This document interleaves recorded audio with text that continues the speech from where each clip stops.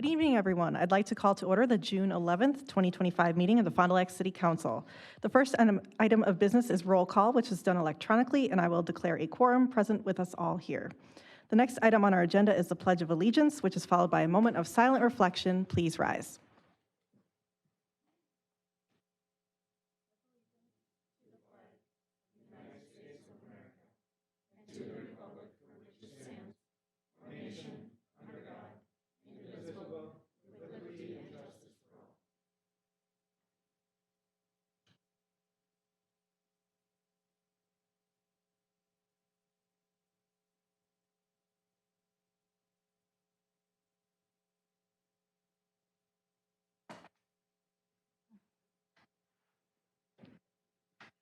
Next on our agenda is public hearings, and we have none, so we will move on to the consent agenda. The consent agenda finalizes the proposed actions for the meeting.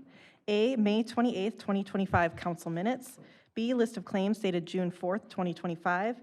And C, denial of claim, claimant Sharon Sandmeyer. Are there any questions or discussion? Seeing none, I will entertain a motion. Motion to approve. I'll second. Motion by Mr. Godfrey, second by Mr. Heisler. Is there any discussion? Seeing none, please proceed to vote. And that passes unanimously. Next on our agenda is audience comments, agenda and non-agenda items. The presiding officer will limit speaking time for non-agenda items to 1 minute and items noticed on the agenda to 5 minutes. Ms. Hefter, do we have anyone wishing to speak? We do. We have two. We do have two. So first, we will have Donna Richards, who wishes to speak on the agenda item the fire station update, 6B.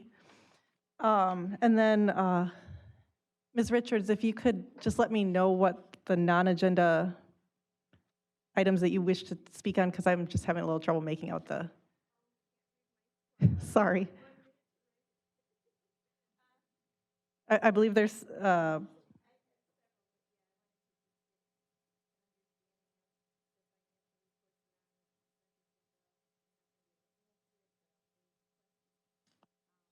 okay, if you could just go to the mic and Ms. Richards, if you could just go to the mic and just, if you want to just speak on the fire station and then speak on the other topics within 1 minute on that non-agenda items. Just be half a sentence on each. Thanks, I appreciate the time. I just wanted to wonder about the fire station a little bit because obviously I didn't get a chance to hear the presentation yet, so I'll learn a whole lot more later and maybe have more questions, but I have to do this now, I think, unless I can wait to do it later. So there were questions of location, and it seemed to me like the 4 options that were given, if I've read it correctly, were it. You know, it didn't seem to me like they were very well researched or thought out. It was like, we have this property here, we have this property here, we have this property here, we have this property here. And one of them, I think, was the Saputo property. And I just can't imagine putting a fire station there when there's so much development potential there. And one would not want that kind of traffic at that spot, especially if there's an emergency. I also feel the same way about National Avenue in Johnson, because that's the corner of my house, but it's an absolutely crazy corner. I've seen accidents, I've been in accidents. I can't imagine fire engines having to come out at that location when it's really a bad time of day for that. And I think that there's better spots that haven't been looked at yet, especially around that part of town. There's empty lots and some good sort of off the main drag, not in the middle of a residential neighborhood kind of feeling. So I'm hoping that will be looked at more closely before there's any decisions made. Of course, the question of if we just need EMS, can we just do EMS at a location like that? Because it seems to me like that's the issue, is response time in an emergency that way. But I could be wrong about that. Not going to pretend that I know anything. Okay, that's it on that question.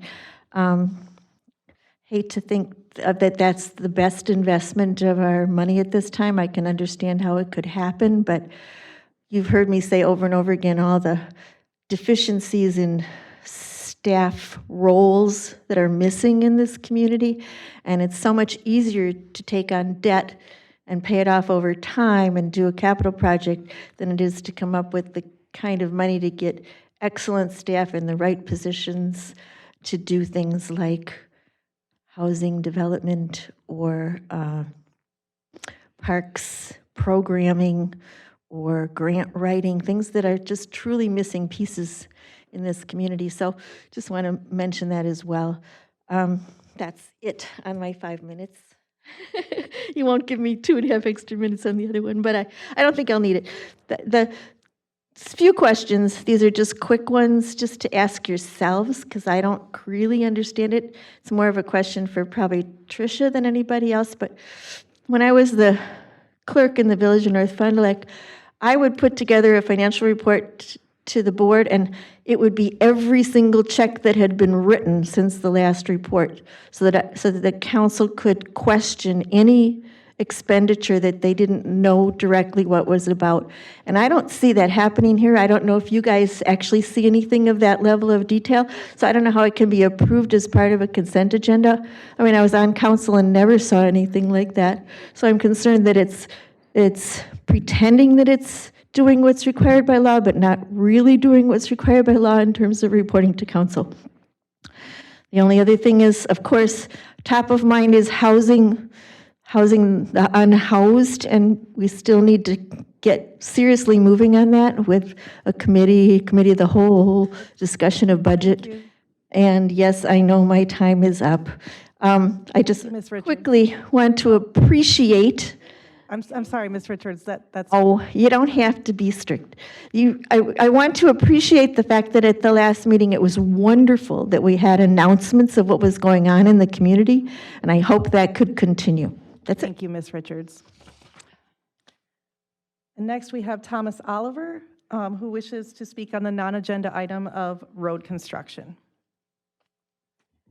Yes, thank you for listening to me for a moment. I live on Sheboygan Street, and there is construction going on at the corner of Sheboygan and Marr that I think is quite dangerous. First off, anybody that knows, Marr Street is like a racetrack. And because this construction is going on, they've got two large holes on either side, by the gutters, and then they've got a very narrow space for us to drive through if we want to head west on Sheboygan. And I think it's very dangerous. The other problem is there is absolutely no work going on for the last week or so. And I'm just not sure these are laid out in a rectangular formation. And I'm just wondering if they can put down some of those metal coverings or something that they do during construction, because that is very dangerous. Somebody is going to get rear-ended trying to turn onto Sheboygan from Marr Street. So I just wanted to bring up that as a concern. And the other thing I wanted to mention was 24 hours notice that they're closing down Main Street for 10 days. This didn't seem like enough. I don't know if I missed something, but I do get all the emails and the alerts and things, and I didn't see anything until yesterday morning. And then they closed it down, I guess, this morning. So I just wanted to bring that to your attention as well. I appreciate maybe earlier notice if possible. Thank you. Okay, thank you very much. And with that, that ends our audience comments. So we will move on to our action items. Action item A is City Clerk dated June 4th, 2025, the annual alcohol beverage license renewals. And our introduction is by our City Clerk, Ms. Hefter. Thank you, President Brault. Alcohol licenses run from July 1st through June 30th of the following year. Renewal applications were mailed on April 5th to all current license holders that will expire on June 30th, 2025. Licenses that include a change of agent, officer, or entity have had background checks done by the police department. State law requires all license renewals must be published at least 3 times for the purpose of notifying the public and pending action and to invite comment.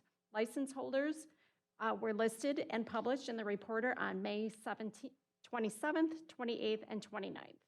All licenses have been inspected by the fire department and city inspections. No license shall be granted to any other license holder for which any money is delinquent or unpaid to the city or to a licensed wholesaler. The list provided to you includes all applications that met the first deadline of May 16th and are in compliance and have no outstanding debt City staff recommends approval. Thank you. Are there any questions for Ms. Hefter? Seeing none, I will entertain a motion. Motion by Mr. Mullen, second by Mr. Godfrey. Is there any other discussion? Seeing none, please proceed to vote. And that passes unanimously. Item B is resolution number 9182, a resolution making reappointments to the Ethics Board, and our introduction is by our city manager, Mr. Moore.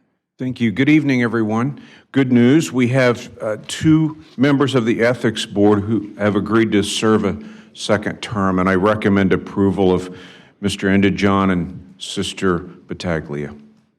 Thank you. Are there any questions for Mr. Moore? Seeing none, I will entertain a motion. Motion to approve. Second. Motion by Mr. Godfrey and second by Mr. Heisler. Is there any discussion? Seeing none, please proceed to vote. And that passes unanimously.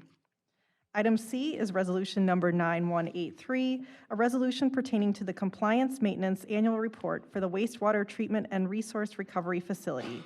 And our introduction is by our Wastewater Treatment Resource and Recovery Facility Superintendent, Mr. Shepke. Thank you very much. Good evening. For those of you that haven't had the opportunity to sit through my annual update, this is what I'm about to give. The CMAR is essentially a report card for the previous year.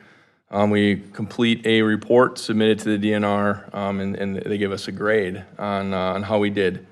If you had a chance to look through it, you'll notice there's a lot of different categories, really covering a wider range of important areas within the wastewater treatment plant. Not only looking at our treatment successes, it's also taking a look at staffing and finances, our collection system and the work that we do out there, as well as maybe any issues that we had throughout the year. We take a look at energy, biosolids, and so a lot of these things, it's not only how we did, but also how we're set up for the future, and we're graded on all of those. I am happy to report that in 2024, we received a 3.92 out of 4. I appreciate the fact that I'm typically up here. My only explanation is why we didn't get a 4.0. And so I'm very grateful for that, and I think it's a testament to my staff. The reason for the lack of a 4.0 in 2024 was we had 3 significant rainfall events, one in May, one in June, and one in July. As part of that, we did have 2 bypassing events. And the DNR takes a look at incoming flow and nutrients and assesses that against what the treatment facility is designed for. And in this situation, we exceeded our 90th and 100th percentile capacity at 2 events. And so those 2 events, we were docked points, and that's how we ended up with a 3.92 out of 4. I know that we as city staff are making a lot of efforts to make improvements in the collection system to reduce inflow and infiltration, and also minimize the effects on our residents in terms of basement backups. And so I'm happy to be a part of the efforts that we're making in the collection system. A few things for update for 2024. On a staffing side of things, I appreciate the support in being able to take on another maintenance mechanic, Brian Schmitz. This has been needed for quite some time with a lot of the equipment that we have on site, as well as the larger projects that we have coming up, and I'll speak on them a little bit later.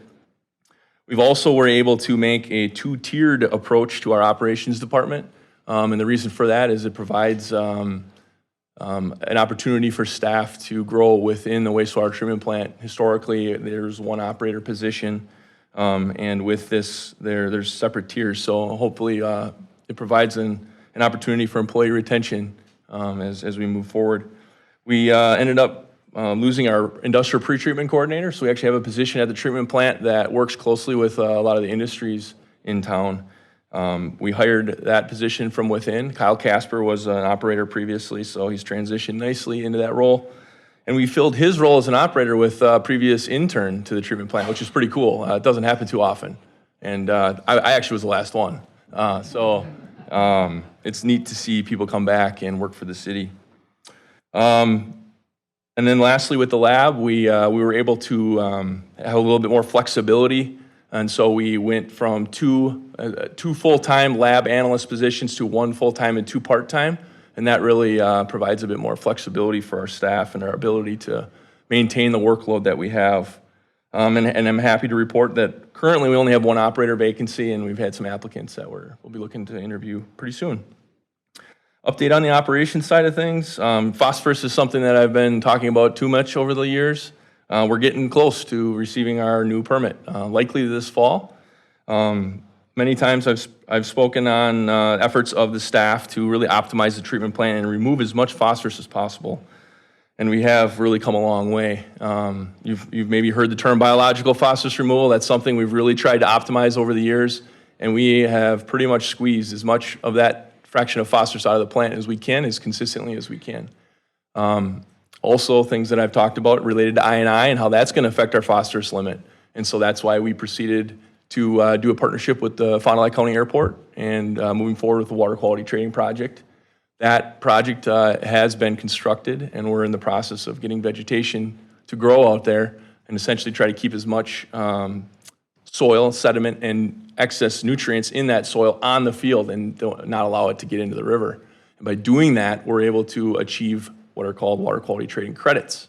So if there are wet times of the year where we're unable to meet that really low phosphorus limit at the plant, we can offset it with the benefits that we've made out in our watershed. Just an update on some projects. So the dryer and the RNG project that again I'll be talking about shortly. And last year, a lot of 2024 was wrapping up the evaluations of the technologies and completing final design for bidding. And so that was a big part of the efforts of the management staff in making those selections and being prepared to go for bid. And then, in the last 4 to 6 months, we've been preparing for the construction project, which I'm happy to report is planned to start next week. So I've been talking about it as long as I've worked for the city, and I've been here a decade now, so it's nice to actually see it come to fruition. So lastly, to wrap this up, I just want to give all the credit in the world to my staff. We wouldn't be where we are today without them and their efforts. These people take a tremendous amount of pride in their work. They care a lot about the environment. You can see that just by driving down Doty Street and going into the park. However, I highly recommend you come for a tour. I'd be happy to take you around and show you a little bit more about what we do. Thank you. Thank you. And I'll just reiterate what you just said, because several of us have taken a tour, and it's like one of the best tours I've ever had. I've learned so much, and I felt so good about the work that you're doing. So if any council members have not had a chance for a tour, definitely take up that offer. Thank you. And with that, are there any questions from council for Mr. Shipke? Mr. Mullen, you usually have questions on this kind of stuff. Wait for the presentation, but I just want to again congratulate you on how well that facility is run. I mean, we're really fortunate as a community to have one of the best run facilities like this in the state. So, thank you. Well, and sorry to put you on the spot, but I know this is one of your favorite topics. Are there any other questions from council? Otherwise, I'll just, again, reiterate what Mr. Mullen said. Thank you so much for the updates and the report, and it's always great to see that you're doing great work. So with that, I will entertain a motion.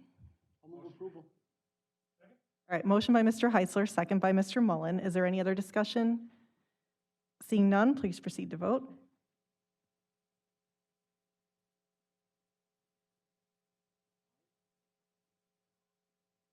And that passes unanimously. Thank you. Next, we will have item D, resolution number 9184, a resolution authorizing sale of land in the Fox Ridge Industrial Park. And our introduction is our Community Development Director, Ms. Benson. Thank you, Ms. Brault. As you are hopefully aware, the city has 3 industrial parks: the West Industrial Park, the Southwest Industrial Park and the newest Fox Ridge Industrial Park. Fox Ridge can be beautifully seen as you're traversing south on I-41, where you can see Chicago Tube and Iron. And so we have interested in a developer who is looking to acquire 21 acres of our beautiful Fox Ridge, just south of the newly constructed Spirit Drive. And so they would be bringing a tenant to the industrial park. That would be the potential for a two-phase development, with the first phase employing up to 200 workers, with an additional opportunity for an additional 100 workers with a future phase. So the first building would be about 150,000 square feet with the potential for another 150,000 square feet. The proposed purchase price is $27,500 per acre with a total sales price of $673,000. So city staff do recommend approval of the sale. Not only will this utilize effectively and efficiently a sound portion of our Fox Ridge, but bring additional tax base to the city and additional employment opportunities as well. Thank you. Are there any questions from council? I am not seeing any, so I will, Mr. Moore would, no? Oh, sorry, I thought I heard. Mr. Mullen. Know what type of business? Is this manufacturing, warehousing? It'll be a manufacturing tenant, a food grade tenant. Thank you. All right, thank you. Any other questions from council? Seeing none, I will entertain a motion. Motion by Mr. Mullen, second by Mr. Godfrey. Is there any other discussion? Seeing none, please proceed to vote. And that passes unanimously. Next, we have item E, resolution number 9185, a resolution approving and authorizing the execution of the working conditions agreement with City of Fond du Lac Transit Employees Union Local 1366, AFSCME AFL-CIO. And our introduction is by our Labor Relations Coordinator, Mr. Wade. Thank you. Good evening, council members. I've met many of you, but for those of you that aren't familiar, my name is Chad Wade. I'm an attorney with Renning, Lewis & Lacey. I've been the labor relations coordinator for the city for actually 15 years now. I was going to say 10 and then realize it's actually 15. So we are presenting for approval a resolution to approve a tentative agreement with the transit union. You have your transit drivers are part of that union. The terms of that agreement are within the attached memo. I won't go through all of those, but certainly happy to ask you any questions. I will state that this agreement does meet the city's budgetary goals when it comes to the transit department. And again, the bargaining team for the city recommends approval. Thank you. Are there any questions from council? So I just have one question, and that is the word tentative. Could you just explain what that means when we're talking about a labor agreement? So, I'm sorry, what was the? The word tentative. Oh, so when the parties negotiate with the two teams, right, you don't have the full union there, you don't have obviously the city council, and so we reach what is referred to as a tentative agreement, meaning that the two teams have agreed that they're prepared to recommend this approval to the union as well as to the city council. The union has approved this labor agreement, and so the final step in the process is for the city council to do the same. Wonderful, thank you. Yep. All right, are there any other questions from council? Seeing none, I will entertain a motion. Resolution number 9185. All right, motion by Mr. Schussler and second by Mr. Zimmerman. Is there any further discussion? Seeing none, please proceed to vote. And that passes unanimously. Thank you. That ends our action items, so we'll move on to the presentation of input items. So item A is biosolids and RNG project update, and again, we will have that presented by City Manager Mr. Moore and Superintendent Mr. Shepke. Thanks. I thought I would take just a minute and review where we were and how we got here. Cody pretty much nailed it when he said we've been working on this for 10 years or so. And since we are now at the cusp of taking all that planning, all the financial considerations, and putting a contractor to work with all their subs, I thought it was the perfect time for us to review what those projects are. And Cody's going to do that for you. To put this in perspective, it's cutting edge, and it will be the largest capital investment in the city since the wastewater treatment plant was built. This is a major undertaking. So with that, Cody, it's all yours. Excellent introduction, thank you. What's more exciting than talking about biosolids, drying, and renewable natural gas? Yeah, so a very big project and something that we've been working at for a really long time. And sustainability and innovation, it's such a big part of what we do. And frankly, that comes from the support that we have from city councils through in the past, from city upper management, and us being able to look at unique ways to accomplish goals and meet future limits and do this efficiently and kind of thinking outside the box. And these are two examples of doing that. And so I'm really excited to tell you a little bit more about it. If we could move to the next slide. Thank you. So what are biosolids? Wastewater has a lot of things in it, both organic and inorganic.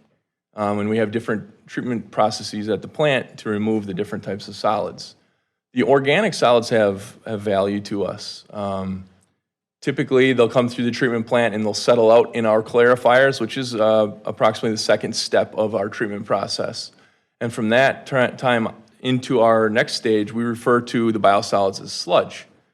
That sludge is then pumped into our digesters where it goes through a treatment process, biological treatment process, to reduce the amount of solids and organic material that's in the waste. And in order to dispose of the waste after the treatment processes, that waste has to be treated. So the organic solids, anything that will break down biologically, industrial waste, sewage, food waste, anything like that you imagine that break down, that is what we refer to as biosolids. So in the slide on the screen, we're looking at what we currently do. So after digestion, the solids aren't gone. They're significantly reduced, but we still have let's say like a thick chocolate milk, if you will. We run it through our centrifuges, which is the equipment that you see there. They're big drums that lay on their side. They spin really fast, and through those centrifugal forces, the solids and the liquid is separated. The solids are what you see on the right. That's what we refer to as biosolids, and what we've been disposing of since the plant upgrade in 2008. You can see there the stat where it only removes about 20% of the water. So we're hauling, majority of the time, we're hauling water away from the treatment plant. If you would go to the next slide, please. And over the years, we've had some challenges, and more recently have grown to have even more. And I listed a few of those there. First and foremost, a good portion of our biosolids we've been able to land apply for the last 10 to 15 years. But available fields are getting hard to come by. And when we're unable to go to land with it, we have to go to the landfill. So we have storage constraints. At the treatment plant, we essentially have 4 roll-offs that we fill. So we have a contractor that comes and hauls every day, Monday through Friday. Multiple loads, 2 to 3 of those roll-offs each day. Those hauling costs are getting very expensive. It costs us approximately 3 times per ton of biosolids to go to the landfill as it does to go to the land. So if we're unable to go to land and we don't have storage, we go to the landfill. So those costs continue to climb. Landfills don't like dealing with the material. When it gets wet especially, it's very hard to handle. And so we need to look at our other options if we want to have something that we can rely on for many years to come. Potential future restrictions in terms of regulation. PFAS, maybe you've heard of that before. Those are man-made chemicals that are in a lot of things that we use every day. There will be limits coming eventually. We're going to have to start sampling in our next permit for it. Any preliminary analysis that we have done, the levels have been very low, which is great to see. But then there's other contaminants of concern that really haven't been hit on yet. There's talks of microplastics and microbeads and pharmaceuticals, and there's a lot of stuff out there that I think is going to gain more traction. Technology is going to become available to be able to remove those things. And so a big part of a dryer is taking more of that water out of the biosolids, reducing the amount that we have to handle. And ultimately, by drying it, we're producing a better product, what is referred to as an exceptional quality product. If you would go to the next slide. So to take it from their centrifuges, where we dewater our biosolids, the next step would be drying, installing a biosolids dryer. And essentially all you're doing is you're using heat to evaporate the water out of the solids. So the volume reduction is pretty substantial. Greater than 70% of the water will be removed, and we will be producing what I had mentioned, a Class A exceptional quality product. On the photo on the bottom left there is a photo of the dryer that we will be getting. It's BCR is the company. It's a screw dryer. So on that previous slide, you saw those screws with the biosolids in it. That's what it looks like inside the dryer. So this system uses hot oil inside the metal that then comes in contact with the biosolids, and that's how the water is evaporated. In the middle there, you can see what a sample of our biosolids look like coming out of that unit. So we did send some off to have dried in their pilot unit to make sure that there were no issues and that we could see what the product would actually look like. What does it remind you of? Dirt. Very fine material. You may have heard of Milorganite before. They sell it at Menards. That's Milwaukee's treatment plant's biosolids. It's essentially what we're going to be producing. And then on the picture on the right there is a photo of a storage silo.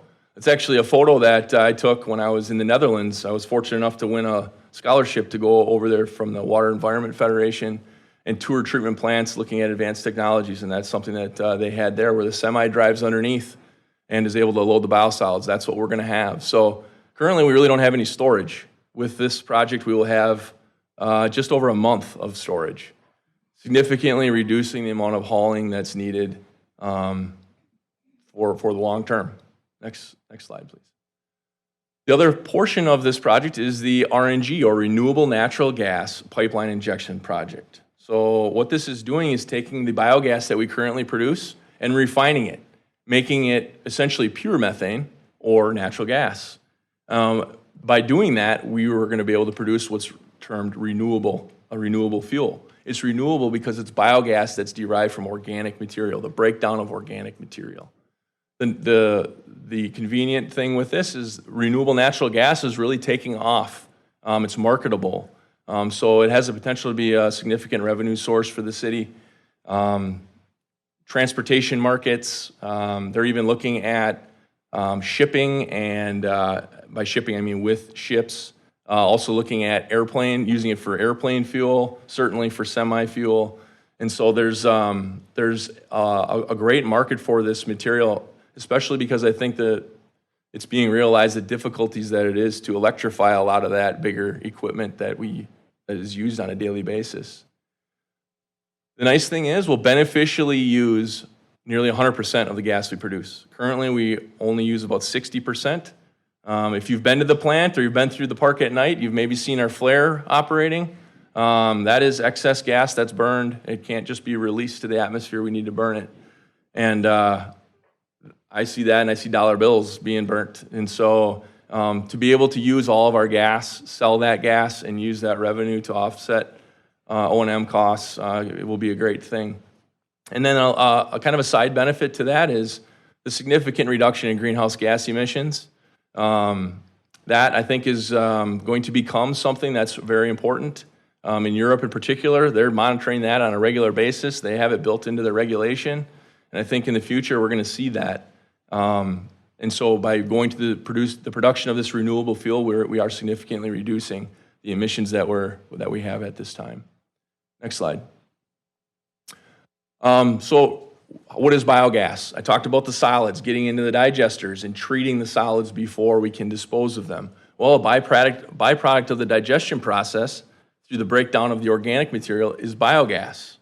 Biogas is made up of a variety of things, methane being one of them, CO2, a variety of other contaminants that are very corrosive to any equipment or use later on.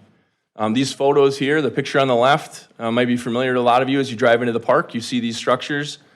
I know if I didn't work there, I'd wonder what in the world those are for, what's going on inside. So I sent a photo of when we took one down last time, so you can kind of see it's an empty tank that has a lot of pipes in it, feed pipes, mixing pipes. Maintaining temperature in those digesters is critical to treatment. And so a lot of that is what is inside of those tanks. Next slide, please. So as I mentioned, biogas, raw biogas is not just usable as it is. It's very corrosive. The photo that I have there shows a few different pieces of our current cleaning system to where we can produce about 60% methane. And as I stated, to be able to meet pipeline quality specs, we would need to achieve near 100% methane, as well as more refined gas. And so our current system that we have is undersized to be able to handle all of our biogas. And we're unable to achieve that specification that we need to with our current setup. So as part of the RNG process, we're going to be updating our pretreatment as well. The membrane system, that's a portion of the cleaning process that we currently don't have. That's essentially at the end of the cleaning process. That's what removes the carbon dioxide.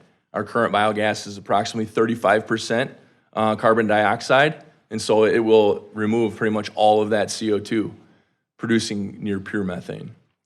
I just put a little caveat on there. CO2 recovery and reuse is another marketable product that is kind of gaining some traction. It's very early on, but we would have the ability down the road to be able to capture that CO2, refine it, and actually sell it.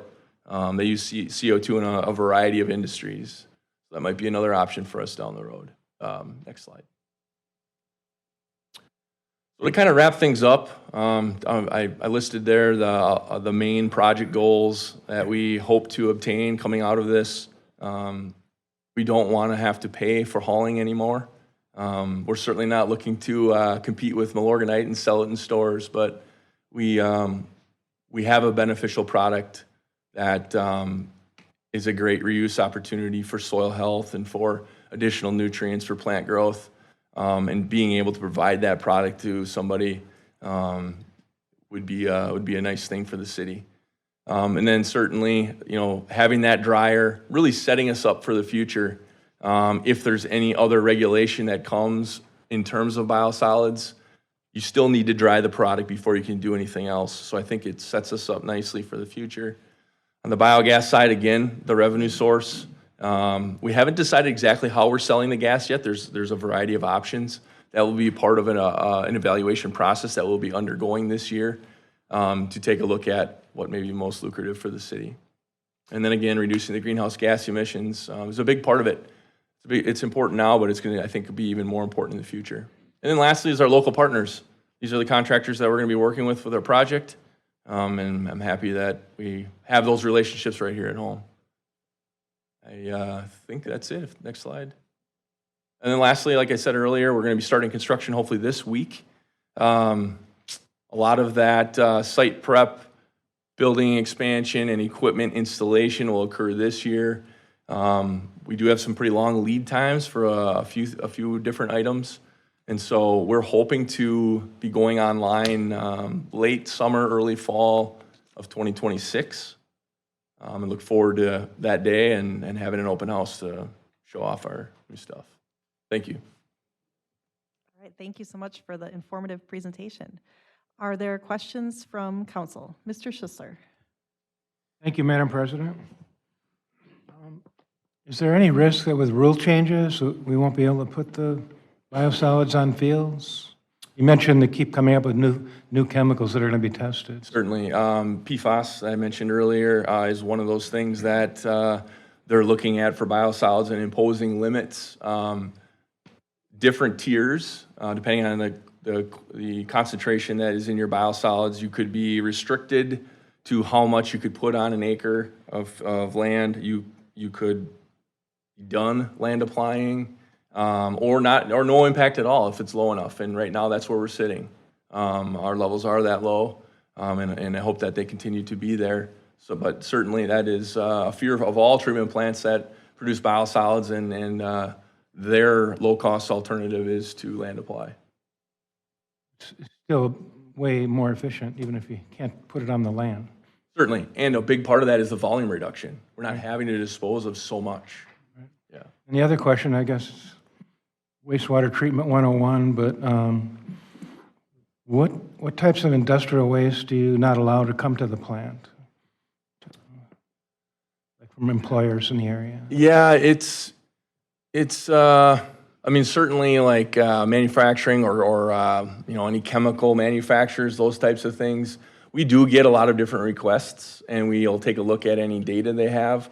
We'll actually, we'll take a look at a sample, and we'll analyze the sample, send it off, make sure it's going to fit into our treatment plant or into our digesters. We do bring in high-strength waste as well. But majority of what we take, if not all, is food-grade waste. A lot of dairy waste, of course, in this state. We also take in some fruit juice, some expired soda, things like that. But certainly, this is bacteria. And just like for us, if we eat too much, we get upset stomachs, we get sick. That's how this would occur as well. So we're looking at that organic fraction of these samples and making sure that it's going to fit within our system without causing any problems. Thank you. Thank you. Mr. Mullen? Thank you for the good presentation. You actually answered a lot of the things I wanted to talk about. There were just a couple things. On the RNG, do you anticipate that there will be credits, that you'll be generating credits that you might be able to sell? Yes. And in fact, those might be more valuable than the product itself. Yes, that is one of the options. I just wasn't going to get into the weeds at this point, but yes, credits, renewable identification number, they call them RINs. And those have different values depending on what the gas is coming from. So being that we take in hauled in organic waste, that'll actually have a different grade of RIN than what our treatment plant sludge is, that we also bring into the digesters. And so thankfully, the EPA has provided for options for facilities like ours that take in different wastes. You can evaluate what's best based on the type of gas that you produce, and evaluate different markets. They have what's called a voluntary market as well, where large companies like Google or Ford, they're trying to reduce their emissions, and by being able to purchase these credits, they're offsetting their carbon emissions, if you will.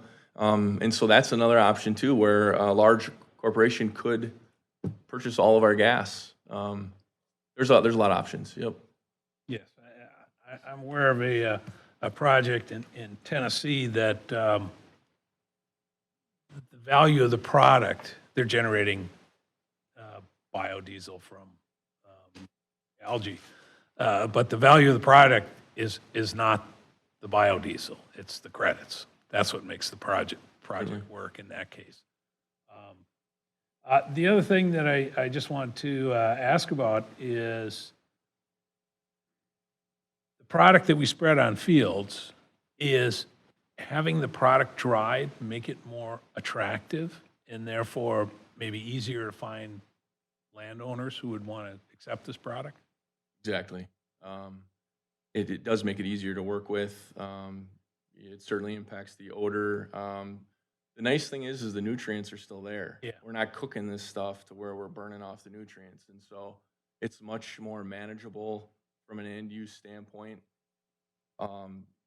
Use on land, could be used for landscapers. I mean, this stuff is considered that exceptional quality Class A. It could be used in gardens. I mean, it's really nice stuff. Okay, and the energy required for the heating, that is part of what's normally waste heat, correct? There is some part of the dryer that's tapped into the heating loop, yes. Otherwise, but it is a natural gas fueled boiler that heats the oil used in the drying process. But yes, there is some heat reuse as part of the process. Thank you. Thank you. Ms. Leering? So Pat Mullen asked the question I wanted to ask. Thank you. But I just want a little bit further elaboration on the credits. Is this something that, I don't know if it's something that you can just give a brief summary on how that works with credits? Because I see that we're going to credits for everything now in government. Can you just sum that up briefly for me? Certainly. So those RINs, they call them, those renewable credits, because we process organic waste and we produce biogas from that organic waste, it can be certified as a renewable fuel. Excuse me, we need to meet the pipeline spec. So there's a lot of, there's a very high level that we need to achieve for different contaminants, but it's essentially pure methane. And because that pure methane comes from that breakdown of organic material, we're able to certify that fuel as renewable. In terms of the credits, it's a fluctuating market. The credits can be worth a lot of money. The credits can be worth okay money. It really is, it's market driven, supply and demand. But as I stated, I was at a biogas conference a month or two ago, and that was one of the main points is that the outlook for RNG is really good because they're looking at it for other transportation systems that they really hadn't before. And so it's good to see that the demand is going to be there for it. Hopefully that helped you. Yeah, that helps me. I guess, so the credits can't be used to offset any costs to citizens though, right? That's just something totally different. For sure. Yeah, it would really be just a revenue source, yep, to offset costs, for sure. Thank you. Are there any other questions from council? Well, so I just have one question, because there was already a lot of really great questions. But you mentioned like PFAS, and then you said microplastics and things like pharmaceuticals. And I know like there's like drug take-back days, so people don't flush drugs into the system, so we don't end up with more of that in our wastewater. Are there other things that we as residents could be doing that could help, mitigate some of that stuff, or not so much? I certainly looking at the products that you use at home, materials that you have at home. If you're looking to make any changes with various products, look at what's in them before you do. It's not necessarily that the products that are used are in solution and they go down the drain. It could be certain products that we use, like water repellent materials. It's been known to be in carpeting, those types of things where it could leach off and still get in. And so it's been in use, 80 to 100 years from when it started production. And it's one of those convenience things. It's non-stick. Water repellent, those conveniences that have been going on for a long time. So that's on the PFAS front, the microplastics and microbeads. They're so fine, you can't even see the material to be able to remove it. And so I think there's a lot more work to be done to get to a point where we're talking about removing it in wastewater. Kind of the same with pharmaceuticals. But certainly not just dumping things down the drain just because it's the easy thing to do. Same thing with fats, oils, and greases and wipes, flushable wipes. Don't get me started.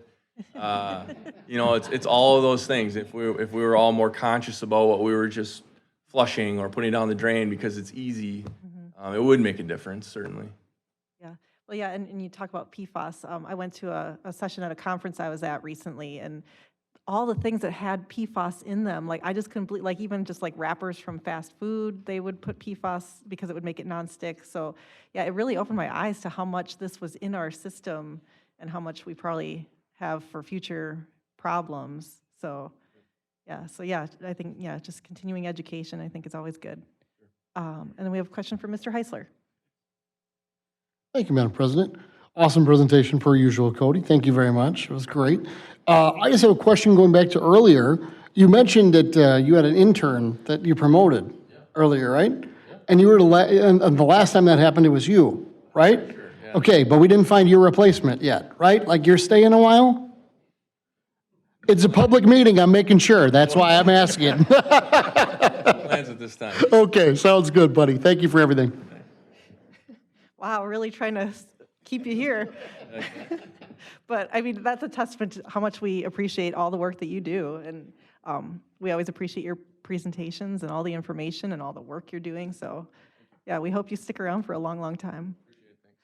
All right, with that, we'll move on to item 6B, which is 5 Bugles Design Feasibility Analysis, presented by City Manager Mr. Moore and Fire Chief Mr. Garrettson. Thanks. This also has been many years in the making. It's a conversation that Chief Garretts and I have had for more intensively the last couple of years. And I'm going to put into English what you're going to hear in sort of technical detail in just a couple minutes. So the idea, the question is, and it came from the pursuit of accreditation because it drives the department in to really look at a lot of performance details. And one thing that popped up is that we have, if we map travel time from all 3 fire stations, we have some gaps where we're not covering fire response to the standard that the NFPA would expect. So that's kind of the bottom line. And the question we're asking ourselves is the answer building another fire station? And so we've gone down this path to this point. What we're going to share with you tonight is the feasibility analysis. In other words, an attempt to answer that question and also to explain the why and the how. So you don't have any decision before you, and that's because we anticipated that this would be built, bid out, and then started construction in 2028.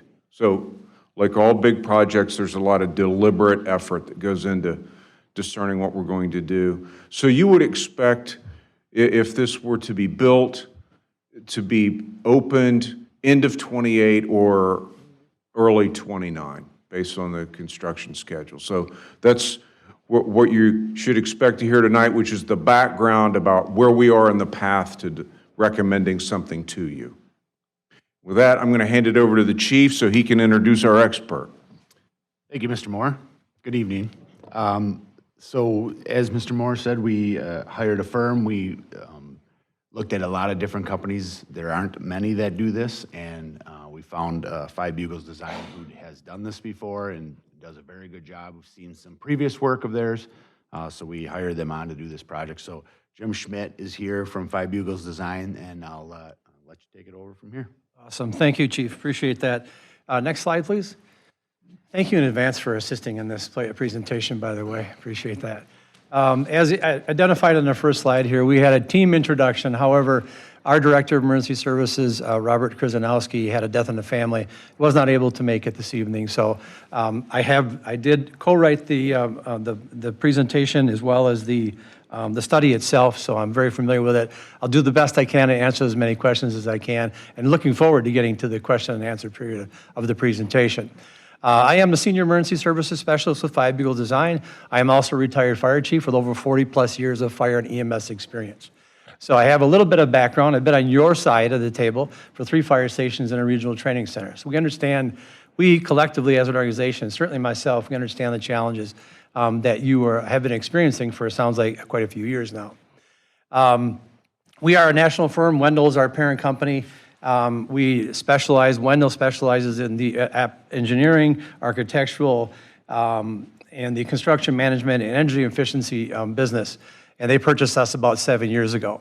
We are, as Chief mentioned, we are experts in this area. We've done hundreds of these types of studies all across the country. We have 15 offices as far west as Arizona, DC, and many offices in between. Robert works out of the Eau Claire office. And that's really where the subject matter expertise comes from, is our Eau Claire, Wisconsin office. So enough about us. We're here to talk about you, so we'll move on to the next part here. As indicated by Administrator Moore, kind of the why. We're talking about, he touched on the NFPA standards, his first bullet point up there, the NFPA standards, that you're not meeting the standard. And I have to back up just for a minute that one of the whys for us as an organization is that we get to talk to fire and rescue departments like your fire department here in Fond du Lac all over the country. And it's not very often that we get to talk to a department that has both an ISO 1 and is nationally accredited. Those are 2 huge accomplishments that I feel like I'd be remiss if I didn't mention that. And that tells us kind of the big why. Why are we here? Well, obviously you have a fire department that is not going to sit on the laurels and past accomplishments. You have a department that's continuing to try to improve your strategic plan, your comprehensive plan, all of which identify that your strong desire to do as best you can, best they can for the community that they proudly serve. So in addition to the NFPA standards, One of the whys or the challenges identified by the Fire and Rescue Department include increased response times to the north, also overcrowding in existing facilities. We'll touch on those things as well. And I'm going to do the best I can to summarize 50 pages of a report, but I think we'll hopefully get the idea after that and provide opportunity for conversation to follow. And then also, like any very progressive fire department or community that's interested in doing everything they can to get as much information as you can so you can make an informed decision, they also looked at us as subject matter experts to, A, confirm the challenges that they've identified, but also, equally important, to provide an opportunity to ways of overcoming those challenges. So that's kind of the why. Next slide, please. So what we're looking at this evening, and we'll do a very brief overview of a number of different maps. We'll look at the GIS study that we completed, and we've done, again, hundreds of these throughout the country, and it's very specific to your community and your fire department, obviously. We'll talk about the analysis and response times together and separately as well. We'll talk very briefly about the programming and the space needs and the concept designs. It's important to talk about programming and concept designs because clearly, the question on everybody's mind here in attendance and probably watching around the community this evening is what does this could potentially cost us? So we can't do that without having a programming and at least have a conceptual design and a few other reasons as well. But so tonight's presentation will be as indicated up there. Next slide, please. Next, please. So the study itself, this map identifies your response area for the City of Fond du Lac Fire and Rescue Department. As you can see up there, there are your current locations of your 3 fire stations that are identified. And if you look at that, you don't have to be a GIS specialist to identify that you're covering 3 out of 4 points on a compass. If you look at your community that way, and honestly, we don't often see that, pretty obvious that you've got good coverage on east, west, and south side of your response area. So the different standards, as far as the NFPA standards that Manager Moore identified earlier, is the NFPA 1710 standards. And that is a operations and deployment standard for a career fire station like you have here in the City of Fond du Lac. And the 2 criteria that, and the benchmarks that every fire department like that across the country strives to meet is the 4-minute benchmark. The benchmark, as identified up there, travel time of 4 minutes or less for arrival of the first arriving company for fire calls 90% of the time. And then the second one is applicable to obviously the EMS, because you have fire-based EMS in your fire and rescue department, is the 4-minute or less arrival of an EMS unit with a defibrillator 90% of the time. So those are the 2 main criteria that we focused on when we do a GIS study, again, for every department in the country like yours. Next slide, please. And one of the reasons why, or a couple different reasons identified up there, why 4 minutes is so important. And there's all kinds of data up there. And on the left, it identifies sudden cardiac arrest and how quickly brain damage can occur. On the right, it identifies how quickly flame spread can occur. Typically, there's certainly a great rule of thumb that a fire can double in size every minute. So we quoted 2 sources there. But if you've taken CPR over the last several decades, you also probably remember that the American Heart Association identifies that irreversible brain damage can occur within 4 to 6 minutes. So again, 4 minutes is the benchmark and the criteria that we looked at extensively. Next slide, please.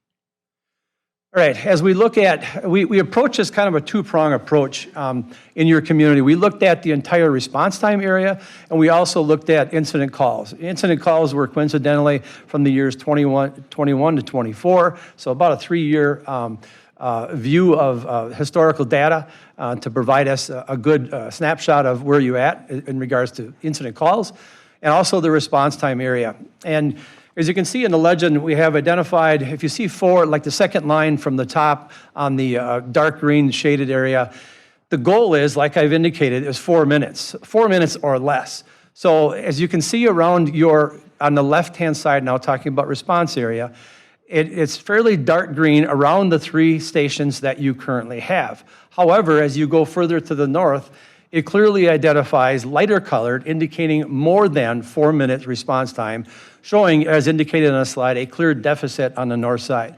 The same is true for actual incident responses themselves, the actual call data that we looked at and crunched the numbers there. And indicated, actually, next slide, please. So what that obviously indicated is that, again, keeping in mind the NFPA standard is 90%, the actual response, actual for your response area is 47.8%, and your actual for incident call locations is 65.4% based upon a 3-station model for the city of Fond du Lac. Next slide, please.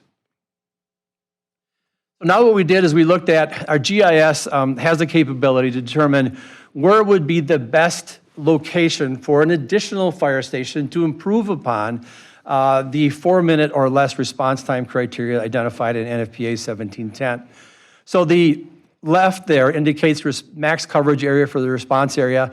And you can see on the map, it's kind of the northeast area of your community, closer to the university, things of that nature. And when we look at, and when the system looked at, our GIS system looked at max coverage for the incident calls, it was more north central, just about due north on the compass, if you will, identified where you could overcome or increase, for coverage, max coverage on the two different response areas as well as incident calls. Next slide, please. So then what we did is we looked at a number of different locations, and for a number of different reasons, some of the considerations that we looked at were, obviously we looked at the slide I just showed you, the response area, the best coverage, and then incident call, best coverage for that as well. And as you can see, one is a bit to the right, northeast, and one is a bit northwest.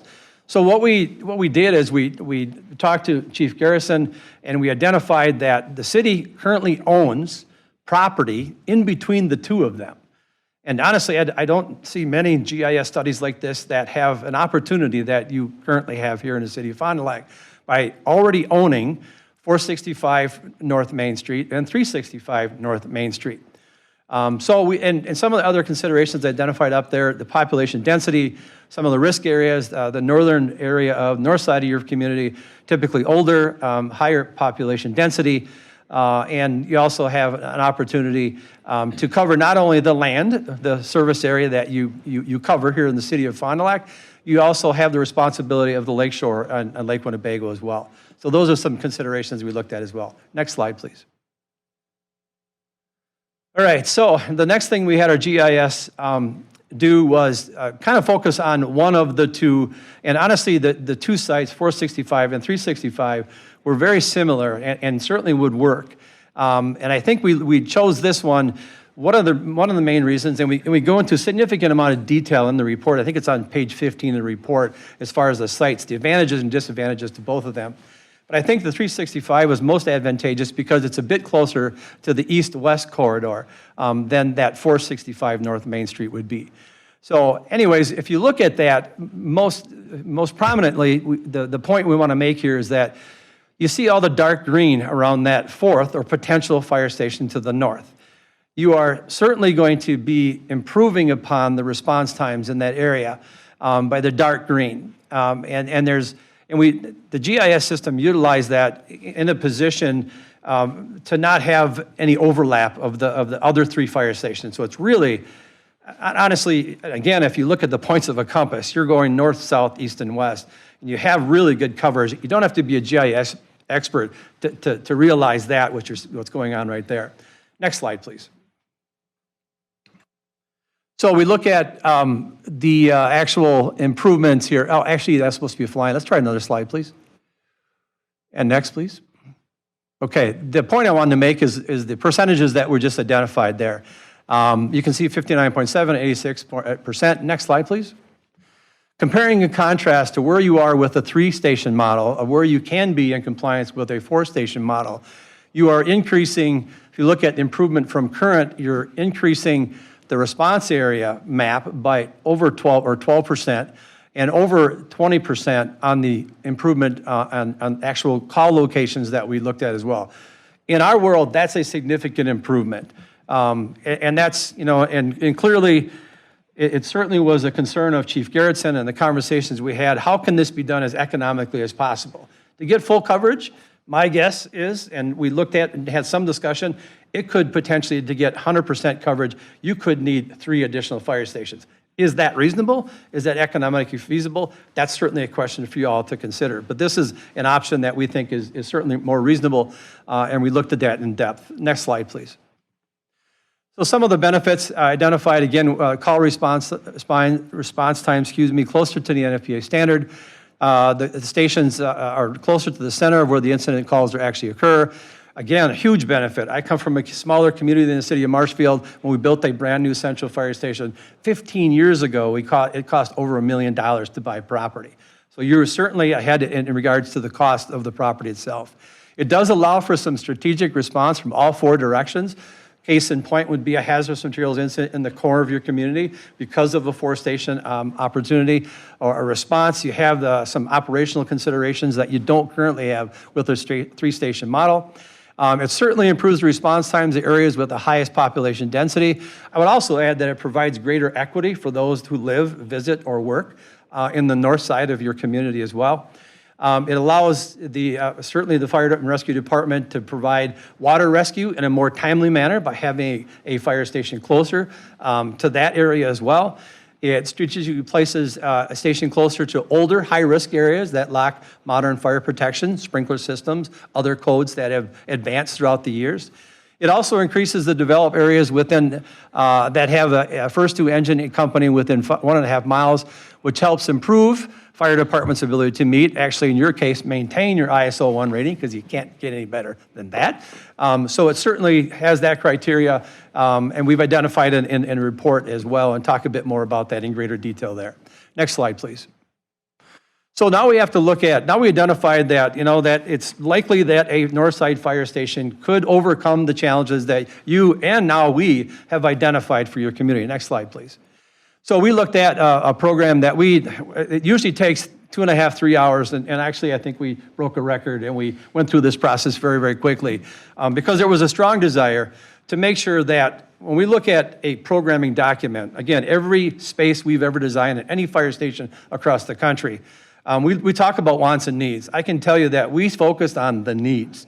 And I'm not telling you that, what I'm trying to tell you is that this is the needs, but it also does not compromise the operational efficiencies on the functionality of this fire station. This is a fairly, as we would characterize, a small to average size satellite fire station that we're about to look at. Next slide, please. Programming document itself, the programming, we looked at 12,557 square feet. Next slide, please. Next slide, please.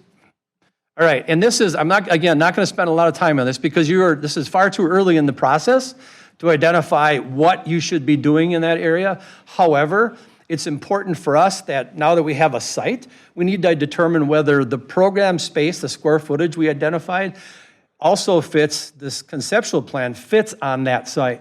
Next slide, please. And as you can see by the illustration here, we basically put that station, that conceptual plan on 365 North Main Street here in the city of Fond du Lac. We're looking at about an acre of property. We identify the response apron, the return apron, the parking areas. And one of the things that I think our staff really does our team does a great job is making sure that everything, the traffic doesn't interfere with each other. It's a highly functional fire station. We take safety of the responders as well as those visiting the fire station or those who live around the fire station very, very seriously. Next slide, please. So the big question here, obviously, what's the cost? And I can tell you that our team does a great job on estimating costs. Right now, we have 6 fire stations in Wisconsin alone that are in various stages of construction, one of being just on the north side of Lake Winnebago, the town of Harrison. We're also working with Sheboygan to build 1 or 2 with them. Just finished up the second of 2 in La Crosse. So we have a lot of experience. We have a lot of cost data that we can draw from to accurately estimate the cost of what a fire station, a 13,000 square foot fire station could cost. Matter of fact, tomorrow we have a bid opening for the town of Harrison to see what type of per square foot cost they have there as well. So these are the costs, and I have to qualify that this is based on a 2024 construction cost. It has been our experience, actually years ago, we used to tell, chiefs would call me all the time, I'm putting in a CIP, I'm looking at a fire station of this square footage, what would be a fair estimate? I give them a square foot cost at the time.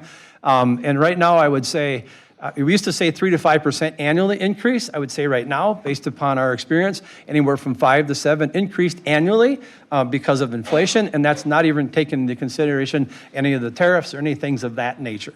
So just so you get an idea of what the costs are now, what they can be down the road, as indicated, I think the idea was 2028. So just to give an idea on the cost. Next slide, please. So conclusion and recommendation, next slide, please. Some of the key considerations, just kind of summarizing what we talked about here. We looked at the response area as well as the call volume. We looked at the population density. We looked at some of the risk, the older buildings, those types of things. We looked at the cost to acquire, and again, you're in probably a much better position than a lot of communities throughout the country. Coverage type, again, not only land, but also the water considerations that you have here in the city of Fond du Lac. Site circulation and safety, again, that's one of the things that I think we as an organization excel in and fully understand and recognize the need to make sure that the circulation, to minimize the turnout time. We talk about response time, it's the drive time, but turnout time is one thing that the functionality of a station can affect. Certainly the department needs, and then gender equity, and I would also, a level of equity in regards to those who live, work, or visit the north side of your community. It provides a greater level of equity for their response as well. So next slide, please. So recommendation is clearly to design and construct a new satellite fire station on the north side of the city of Fond du Lac. Some of the key points identified there, and we had a lot of those, meeting the benchmarks, getting closer to the benchmarks, I should say, for improving the response times in that area, especially because of the population density and the risk, et cetera. Again, you already own the property, and then strategic location for response, water rescue, and facilities without, again, modern fire protection methods. Next slide, please. Whew. Okay, questions? I apologize for going so fast, but I really wanted to get as much information out there, and I'm really happy to answer any questions you might have. All right, well, thank you so much for the wonderful presentation, and I'll open it up to questions from council. Mr. Mullen. Yes, thank you for your presentation and your report here. It looks very good. I have a couple questions. In terms of staffing, you had mentioned that we're a little bit overcrowded at certain sites, so we're anticipating just moving people around, right? No additional staffing? Yep. Okay. Utilizing the staff we have to staff the station. And I had a couple questions from constituents. One is, and this is for the chief, do you know the approximate percentage of calls that do not, these are rescue calls, that do not result in transport to a hospital? I could get you that information. We do have a large amount of what we call is no transports, but Okay. I don't have that offhand. All right, that's fine. It's, the other question I had is, could you define the difference between response area and incident calls? Sure. The response area is just basically the map, and you have the 4-minute response area. So pick a spot on the map, and you calculate the time it would take to drive there. The incident calls is where we take the data of, in this case, we took the last 5 years, but through accreditation for the last 15 years, we've been taking in that data, and that's actually where incidents that we've had in the past. So we'll take an actual incident and point it on the map, and then do the timetable from there. All right, excellent. Thank you. That's all I have for now. All right, thank you. Ms. Leering. This question is for Mr. Schmidt. I'm just wondering, you said that we need approximately maybe up to 3 fire stations that we could use. I thought that's how I understood it, that we could use another 2 or 3, actually. Yeah, and honestly, that was based upon some experience we've had in other communities. And in our GIS program, is that realistic? I don't have the GIS to back up that opinion, and that was an opinion based upon my experience, to be honest with you. But I probably shouldn't have said that, but honestly. Well, no, I'm glad you said it, because then, based on what you said, is this the best location? Because let's say we have to build another one in a few years. So are they going to be too close together then, or are we spreading them out? I mean, are we putting them where we should be? Are we thinking ahead when we're picking out this location? Absolutely. You are certainly looking ahead, and actually not only the design of the fire station, but the location to meet the needs 20-plus years. And actually, I didn't touch on the fact that we've got an alternate bid on that conceptual plan. Looking to the future is what we do. You know, the GIS plan identifies looking to the future and the needs. And we talked in length about the needs of the fire and rescue department now to meet the expectations of the public. But no, honestly, I should have qualified that better when I said the number of stations, is that the NFPA 1710 standard is a standard that many communities are struggling to meet, to be perfectly honest with you. So the fact that you are about 4 percentage points away from meeting that standard is actually very, very good. Okay, yeah. And I think it's great if you're already planning ahead for possible future stations. It's, I just don't want to see us wasting money. And I know that we had a fire station near 365 at one time, and we don't have it. So, I mean, yeah. Yeah, thank you very much. Good, thank you. Mr. Heisler? President, great presentation. Thank you very much for all that data. That was rapid fire, but really well put together. Thank you. Thank you very much. Chief, just a couple questions for you. If you can kind of compare this proposed fire station size-wise to some of the other stations, that would be beneficial. Sure. We're looking at, so first you look at like the apparatus space and what you're going to have for your vehicles out there. We're looking at a 3 to 4 bay station, which would be very similar to Station 2, or excuse me, Station 3, which is a 3 bay station. Okay, And then the living quarters would be a little bit bigger than those two stations, because when those two stations were built, Station 2 and Station 3, they were built for a single engine company. So it'd be, the living quarters would be a little bit bigger than that. got it. And with this being projected, I think, Mr. Moore, correct me if I'm wrong, but we were talking about 2028, somewhere in that neighborhood, 2028, 2029. I guess my question is, do you guys feel like, based on this fire station, if this either gets built in 2028, 2029, or doesn't, somewhere in that neighborhood, are we in any sort of risk at all with ISO rating? I guess is my question. Because you guys have worked so hard to maintain that. No, I actually think this would increase our current ISO. So you can't increase higher than an ISO 1. Right. But as Cody had said, we didn't get 100% on some of the areas. This would actually increase some of our scores in some of those areas. Okay. Excellent. Thank you very much. Thank you. Mr. Zimmerman? Thank you, Ms. Burrell. This might be a Ms. Benson question, actually. I was driving around and checking out all the sites, and I'm just curious. So we're looking at the 365 North Main Street. The building behind it, there was a 371. Is that all just one big parcel, or is those two separate parcels? For the most part, it's one giant parcel. There's a little bit, if you go to the kind of northeast, there's a separate parcel, but for the most part, it's all one giant parcel. Do we own the whole thing, or just? We do. Okay. The only thing we do not own is a single-family residential facing Main Street. Perfect. Thank you, Ms. Benson. I knew you would know that. And I would just, for a statement portion of this, I mean, look what you got over there. You got Lakeside Park. You've got the UW Fond du Lac campus. You have Fond du Lac High School. I mean, those are a lot of big things. And be able to store our water rescue equipment right there. I mean, it's a no-brainer. And this is not going to get any cheaper. So, I mean, I think this is really sounding like a slam dunk. So, thank you. Thank you. I'm not seeing any other questions from council, but feel free to hit your button if something comes up, because I have a couple questions too. And I guess I'll just jump on Mr. Zimmerman's point. You'd answered my question, which was what you anticipate the cost would increase over the years, because knowing how expensive construction has gotten just in the past few years, I think that is a good point, that it's not going to get cheaper. So 2028, potentially, that 7.1 will probably be higher. I guess my other question is kind of something Ms. Leering was getting at, is do you know, like, what is kind of the average response time for fire stations, say, if you know, like, just kind of average data? Because we were looking at, if we build this station, we'd increase to 59.7 for response, and then 86% for the incident response. Would that put us above average?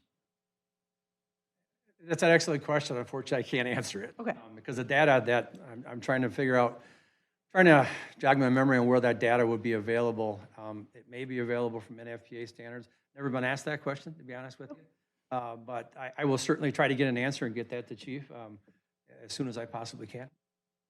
I'm really not sure where that puts you on the response. Right, right, and that's okay. I was just kind of curious more, but because that 90% seems like it must be a very hard ideal to reach then. 90%? Yeah. It's a challenge across the country. I say that very confidently. Are there communities that are hitting that standard? There are. We honestly haven't worked at many that are. Mhm. Actually getting very close like you are is quite an accomplishment already. Okay, that's good to hear. And I don't think I have any other questions, but I guess, Mr. Moore, maybe this is a question for you. You aren't expecting us to make any decisions tonight, so this is more of a, we need to digest this information now that we have it. If we hear concerns from residents, or if we have concerns ourselves, that would be the time to bring it to you or Chief Garrettson. But there's no deadline right now as far as when we need to make a decision, right? Right, and every decision you make every year gets you ever closer to being locked in. So, that's why we're starting early. But, when Chief Garrettson comes to you with his budget presentation in a few weeks with his CIP, just know this will be in there. So you won't be surprised that, based on what you've heard and the work that's been done behind the scenes, I think, we're going to leave it in the CIP, advocate for moving forward, but we've got some more work to do as well. I think it's important also to take into consideration some of you will hear from constituents, I'm sure. There are a lot of, I think, worries and questions, just because there's been a lot of conversation about referendum, whether it's for the school, for the jail, et cetera. I mean, there's, and people talk about that. We heard a lot of that when people got their assessments, frankly. And so, that worry is something I think to take into account too, about the timing, so that we can get the feedback from people about the quality and the need, and not feel the pressure like this is being sprung on them. Right. Thank you. You're welcome. Mr. Mullen? And I have heard those same things. We do not anticipate, or do we, having to go to a referendum to fund this? No, this is in our wheelhouse. I mean, our debt capacity, there's a lot of room between where we are and where we could be. There are people, again, you mentioned the school referendum, which is going to come back and is going to pass eventually, because we're not going to be closing schools, and a lot of concern about the jail, because that could lead to significant tax increases right there.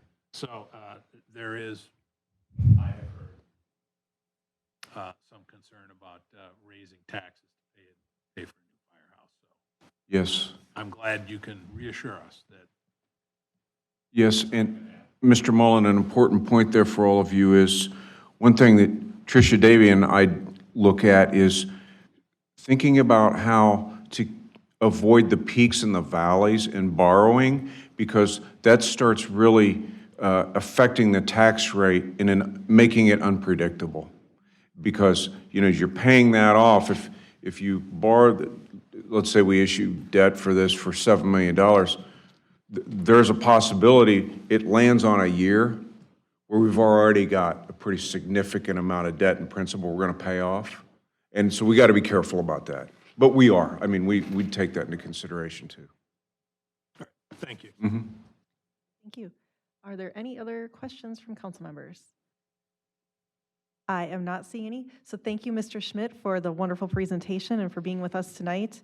And we'll be sure to reach out if we have more questions, because I want to make it very clear to council that we have time to think about what we just saw and learned. And so thank you. Thank you for the opportunity. All right, and with that, that ends our input items. So I will entertain a motion to adjourn. Motion to adjourn. Oh, motion by Mr. Zimmerman, second by Ms. Leering. This is not debatable. Please proceed to vote.